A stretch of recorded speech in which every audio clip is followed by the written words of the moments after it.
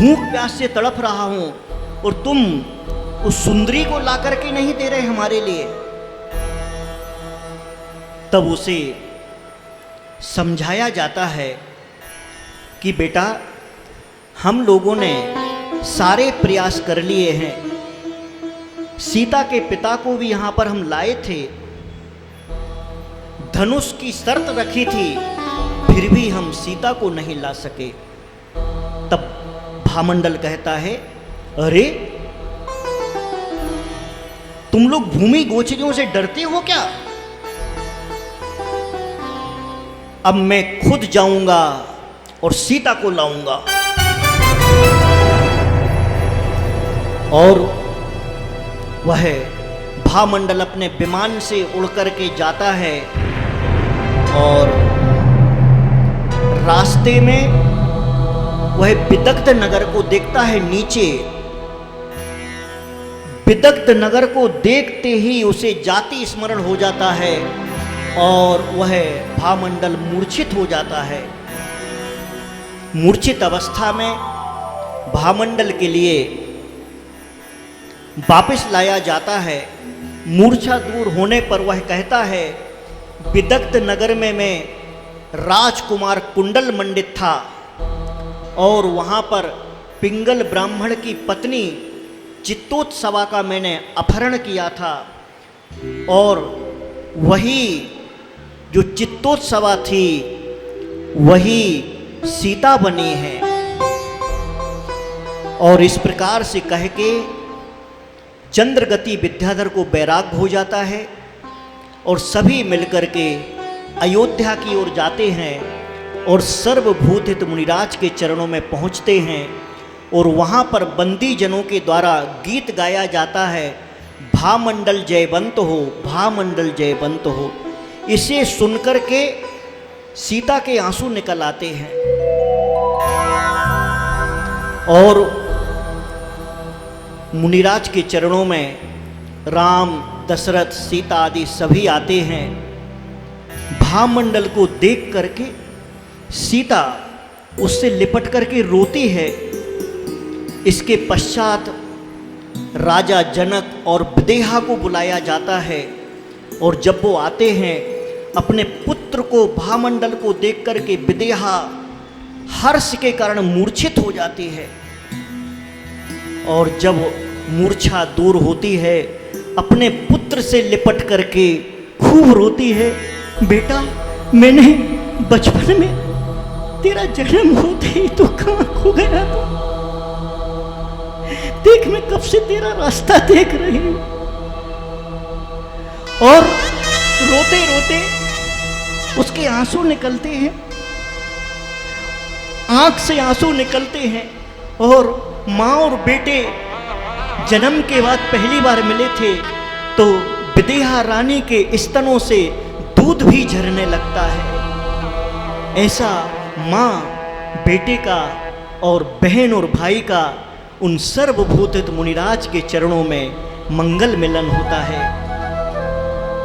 फिर वह भामंडल अपने पिता जनक और माता को लेकर के और काका कनक के लिए राज्य सौंप करके रत्नपुर चला जाता है।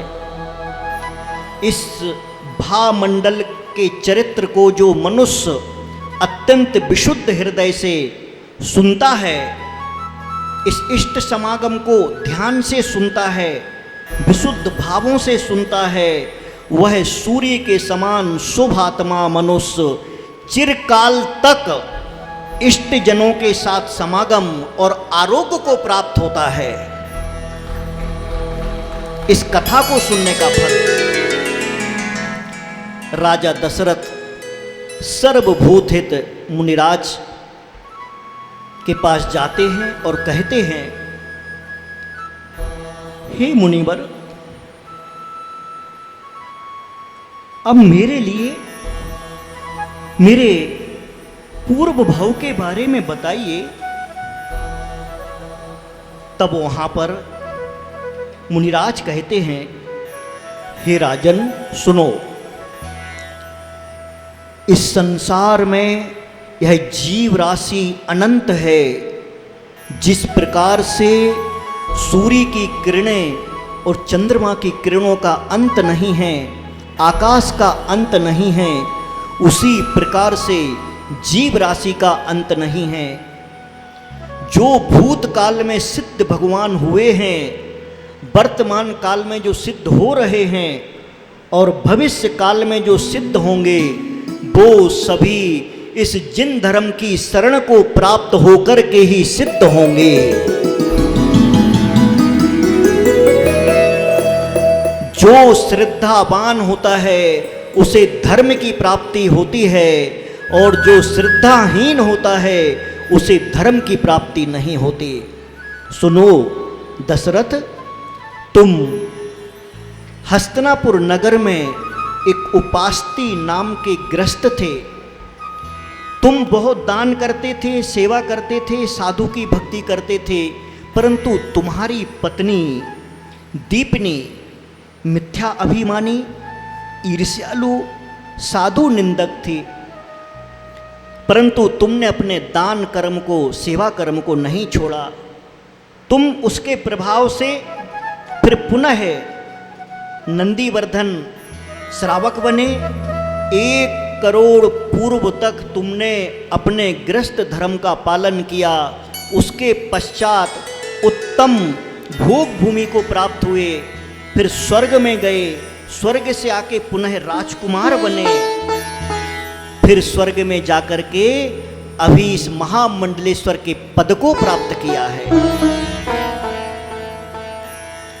इसे सुनकर के राजा दशरथ अपने सामंतों और मंत्रियों को बुलाते हैं, और सामंत और मंत्रियों को बुलाकर के कहते हैं कि यह महामंडलेश्वर का पद मैं राम को देना चाहता हूं, राज्याभिषेक की तैयारी कीजिए। कैकेयी को पता लगता है तो कैकेयी विचार करती है कि पति और पुत्र अगर दोनों ही दीक्षा के लिए चले गए तो मैं क्या करूंगी। तभी उसे याद आता है कि मैंने राजा से कुछ मांगना चाहा था, अब मैं राजा को अपने पूर्व भव का याद दिलाती हूँ। और वह जाती है और दशरथ से कहती है, हे नाथ, आपने प्रसन्न होकर समस्त राजाओं और पत्नियों के समक्ष मुझको कहा था कि तुम जो चाहो कभी मांग लेना। राजा दशरथ कहते, हाँ मैंने कहा था, तुम जो चाहो सो मांग लो। कैकेयी कहती है, मेरे पुत्र भरत के लिए राज्य प्रदान किया जाए, बस मैं यही चाहती हूं।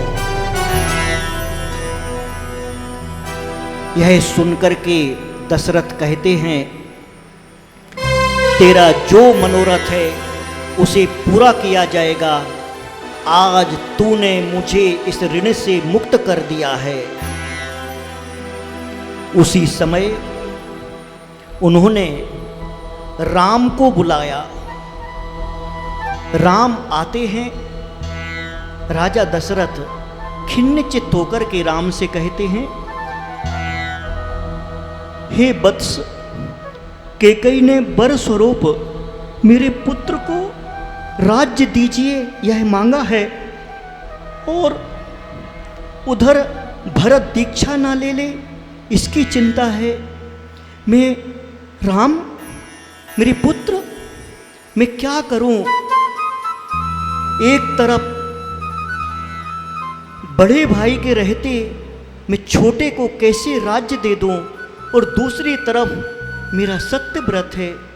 राम बेटा, मैं क्या करूं, बता। तब राम हाथ जोड़ करके और उनके दशरथ के चरणों में नजर लगा करके प्रसन्न चित्त होकर के कहते हैं, हे पिताजी, आप अपने सत्य व्रत की रक्षा कीजिए, मेरी चिंता छोड़िए। यदि आप अपकीर्ति को प्राप्त होते हैं तो मुझे इंद्र की लक्ष्मी से भी क्या प्रयोजन है। हे पिताजी, निश्चय से पुत्र को वही कार्य करना चाहिए जिससे माता पिता को शोक ना हो। पुत्र का पुत्रपना वही है, जो शोक से उसकी रक्षा करे वो पुत्र कहलाता है। इसीलिए कहते हैं राम, क्या कहते हैं? राम छवि अमिटवनी मन में चिरकाल से, दिल में तुम ढूंढो उन्हें मिल जाए लाल से। बोलो राम, बोलो राम, बोलो राम, बोलो राम, बोलो राम, बोलो राम, बोलो राम। राम छवि अमिट बनी मन में चिरकाल से, दिल में तुम ढूंढो उन्हें मिल जाए लाल से। बोलो राम, बोलो राम, बोलो राम, बोलो राम। बोले सभी, बोलो राम, बोलो राम, बोलो राम, बोलो राम। इधर राम और दशरथ के संवाद को सुनकर के भरत महल के नीचे उतर जाता है। महल के नीचे उतर जाता है, उसे वापस बुलाया जाता है और वापस बुला करके दशरथ उसे